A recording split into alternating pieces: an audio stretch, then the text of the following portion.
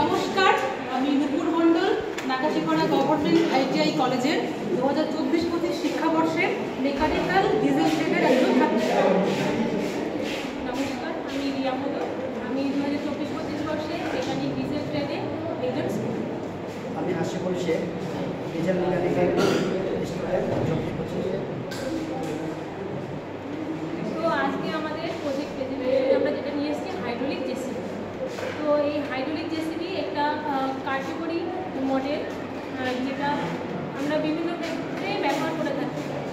তো এটা তৈরি করতে আমাদের যে উপকরণগুলি লেগেছে তা হলো কার্ডবোর্ড এবং কিছু ইঞ্জেকশনের সিরিজ লেগেছে, কিছু পাইপ লেগেছে আর ব্যাটারি লেগেছে।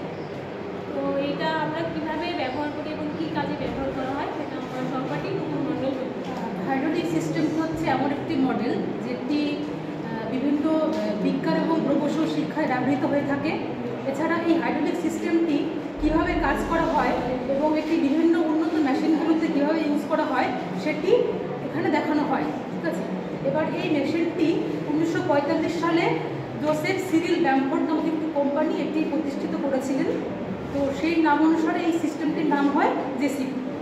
এবং এই হাইড্রোলিক সিস্টেমটি সবথেকে বড় সুবিধা হলো এই সিস্টেমটি অনেক শক্তি এবং টর্ক উৎপন্ন করতে পারে, যার ফলে অনেক ভারী জিনিস তুলতে আমাদের সুবিধা হয়।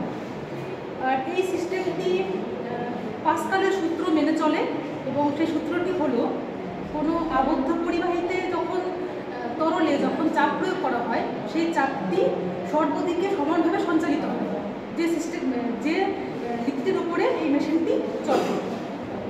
এবং এই মেশিনটি বিভিন্ন ক্ষেত্রে ইউজ করা হয়। সেই ইউজগুলো হলো বিভিন্ন, যেমন খনির ক্ষেত্রে পাথর কাটা এবং ল্যান্ডস্কেপিং, কৃষিক্ষেত্রে যেরকম ব্যবহার করা হয়, জমি প্রস্তুত করা, তারপরে খাদ খনন করা, এছাড়াও আরও অন্যান্য ব্যবহার রয়েছে। এই জেসিবিটাকে আমরা কীভাবে মুভমেন্ট করবো, যে হাইড্রোলিক সিস্টেম, সেটা আমরা দেখাবো।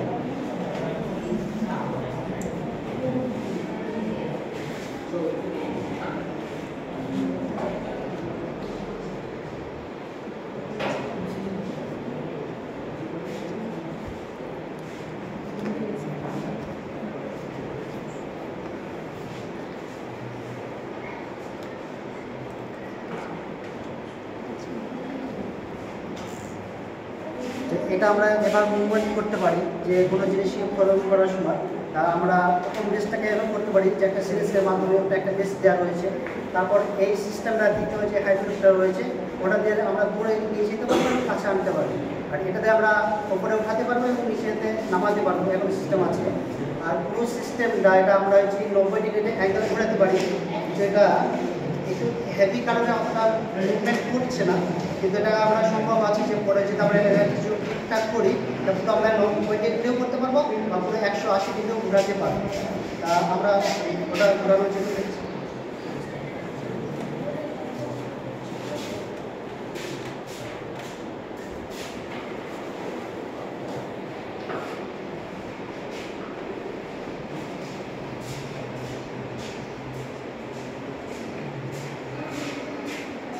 এটা বেশি হেভি হয়ে গেছে বলে, ওয়েটটা বেশি হয়ে গেছে বলে এটা পুরোটা মুভমেন্ট করছে না।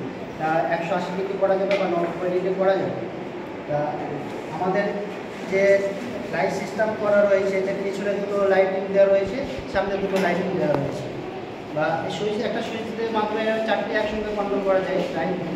এবং যে আমরা সামনে আগানোর জন্য বা পিছনের জন্য এটাকে আমরা কিছু করি, জাস্ট এই সিস্টেম করে আমরা এটা রেখেছি।